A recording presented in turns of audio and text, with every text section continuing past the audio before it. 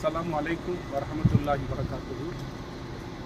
அன்பான சகோதரர்களே, அல்ஹம்துலில்லாஹ், அல்லாஹ்வின் கிருபையினால் நமது அல் பத்ர் ஹஜ் சர்வீஸின் சார்பாக ஜூலை மாதம் 8ஆம் தேதி 35 ஹாஜிகள் உம்ராவிற்காக வந்திருந்தோம். அல்ஹம்துலில்லாஹ், அல்லாஹ்வின் கிருபையினால் 2 உம்ராக்களை நிறைவு செய்துவிட்டு தற்பொழுது நாங்கள் தாயிஃப் தியாரத்திற்காக வந்து தாயிஃபை எல்லாம் தியாரத்து செய்துவிட்டு 3வது உம்ராவிற்கு எஹ்ராம் கட்டுவதற்காக இந்த கர்னூல் மனாசில் என்று சொல்லப்படக்கூடிய இந்த மீகாத்தில் வந்திருக்கிறோம். இருக்கக்கூடிய மீகாத்துகளிலே மிகப்பெரிய மீகாத் இந்த மீகாத்து என்று பேசப்படுகிறது.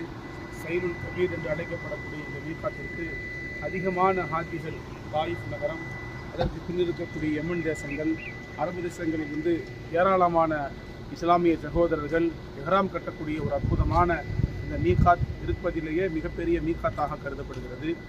இங்கு இருக்கக்கூடிய அரசாங்கம் வருகக்கூடிய எல்லா ஹாஜிகளுக்கும் தேவையான கார் பார்க்கிங் வசதிகள் உட்பட கழிவறைகள், உடை மாற்றக்கூடிய அறைகள் என்று எல்லா வசதிகளையும் செய்து கொடுத்திருக்கிறார்கள்.